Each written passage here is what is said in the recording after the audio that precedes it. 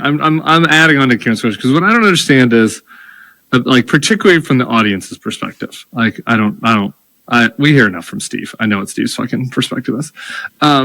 Like you have people in your audience, I assume, that work for the federal government that like have federal government jobs that are on government healthcare, certainly.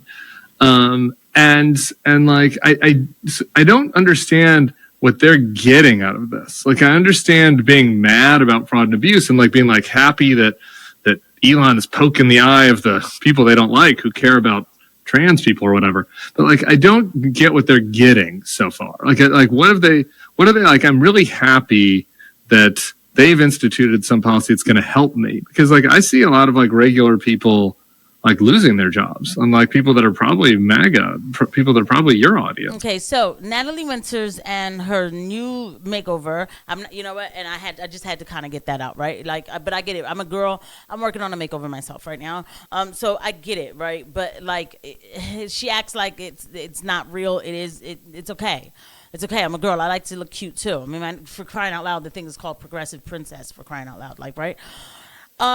She's not going to be able to handle Tim Miller. The problem is with these people, and sometimes I think about changing the name of this channel already to like, Magnificent MAGA Rehabilitated or something like that. Tim Miller is not a Democrat, 100%. He is I think he was a Republican, but he's like what they call never Trumper. You know, they give everybody that name, by the way. MAGA, they give people the name never Trumper as soon as you don't agree with Donald Trump.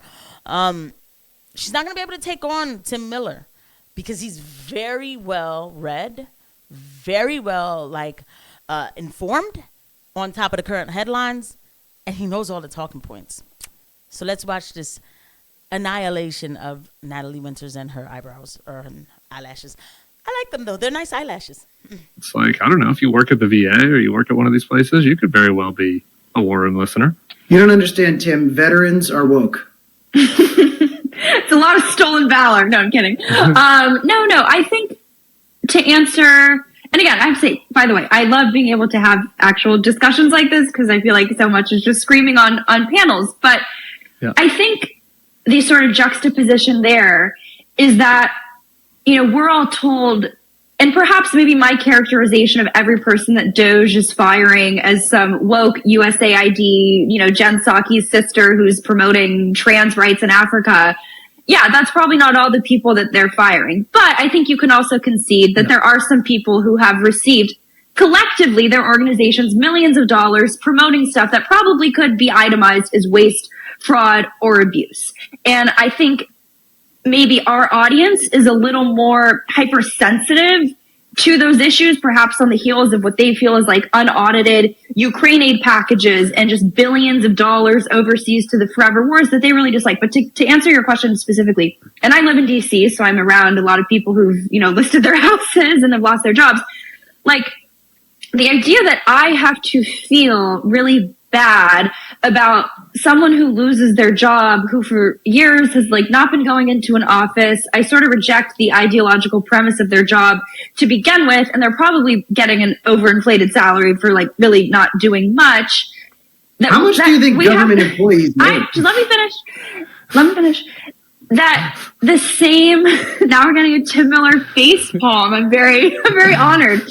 But the idea that I'm supposed to have unmatched empathy for them, but then our audience who, really, I think, was forced to shut down their businesses during COVID and didn't see the outline, the really explanation or justification for that, and felt sort of assaulted in that way. The Democrats tried. Okay, he keeps cutting her off, and she couldn't make her point. So I'm gonna have to really step in here. Wow, I don't think that it's good for Natalie Winters to be left to her own devices, because the thing is, she really doesn't know what the hell she's talking about. Don't get me wrong. When it comes to COVID and all of that, I agree with her on those things, those issues. But the problem is, what she just said there, she's reaching for talking points.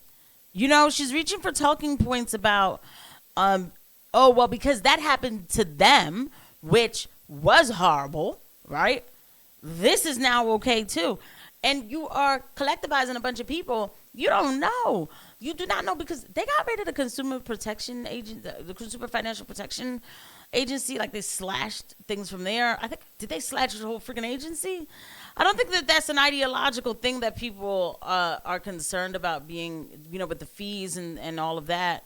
That it gave people money back that shouldn't have been taken from them, like accidental fees that were taken from people, that from their bank cards and all of that. Like, maybe like, oh shoot, we charged you twice on that overdraft fee that we shouldn't have did, so we have to give it back to you.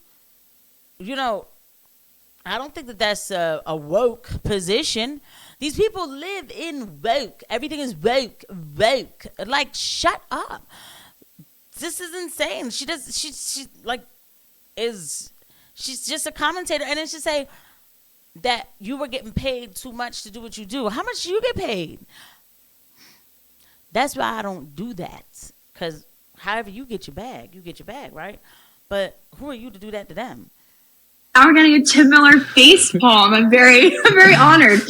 But the idea that, like, I'm supposed to have unmatched empathy for them, but then our audience, who, really, I think, was forced to shut down their businesses during COVID and didn't see the outline, the really explanation or justification for that, and felt sort of assaulted in that way. The Democrats tried to give them money, and the Republicans in Congress said, no, we're not going to do that. And we hate Republicans in Congress. Most of them, they suck. Okay. Yeah, most of them are disgusting. And can I also say, too, this is perhaps a different tangent, as I have met more and more like Doge adjacent people and sort of the more tech bro class.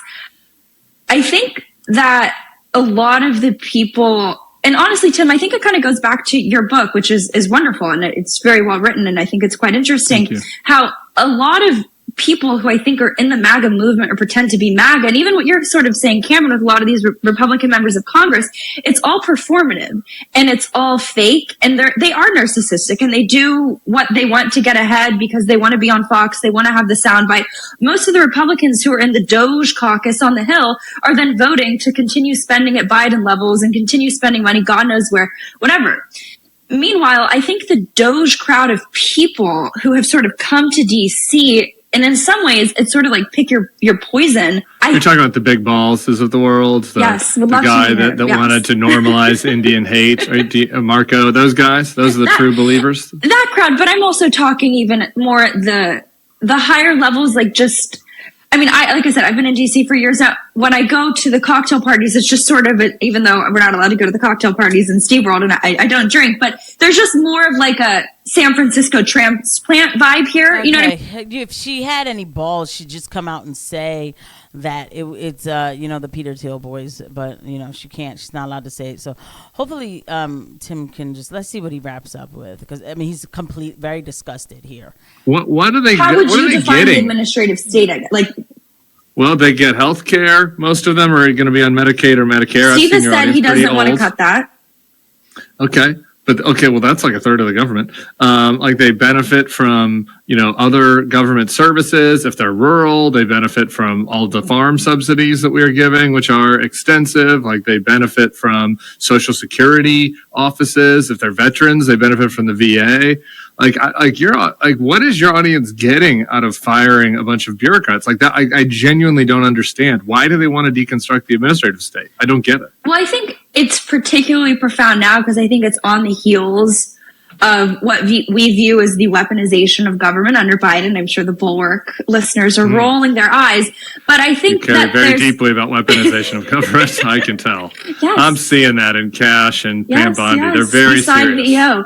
No, but I think that perhaps it's just maybe I think the way that we have messaged what the administrative state is not so much rooted in like, oh, it's the administrative state. I think that is bringing you your healthcare, which yes, to some extent it is. But I think Steve and we have been pretty consistent in saying we don't think that Medicaid should be cut. We don't think that coming after these benefits while a bunch of billionaires are going to be getting their tax cuts or their nice loopholes or whatever, that's something that's necessarily positive. We've been adamantly against that. And Steve has been against that since I think day one and fought very hard against some of the more, high net worth tax cuts in the first administration, that sort of more almost neo-conny, neoliberal kind of rules-based world, all the buzzwords that Steve would use, like that to them is what represents the administrative state. If you're angry at Hillary Clinton and like you, Natalie, for example, you're upset that people are calling you sexist in high school for saying that feminism is cancer, like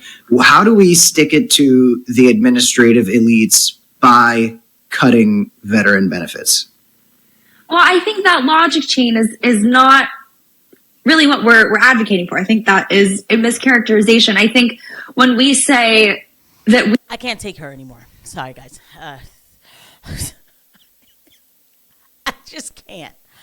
She has nothing of foundation to stand on. Here's the thing.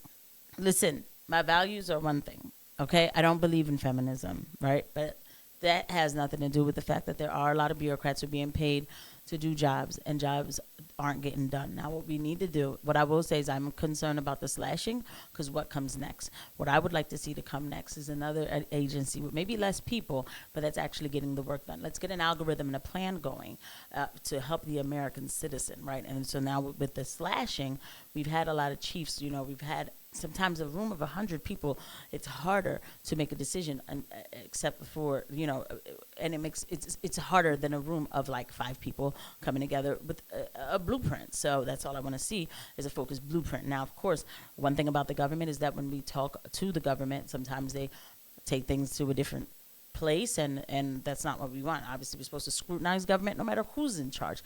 But she's busy running cover for MAGA. That's what it is. That's why she can't do it.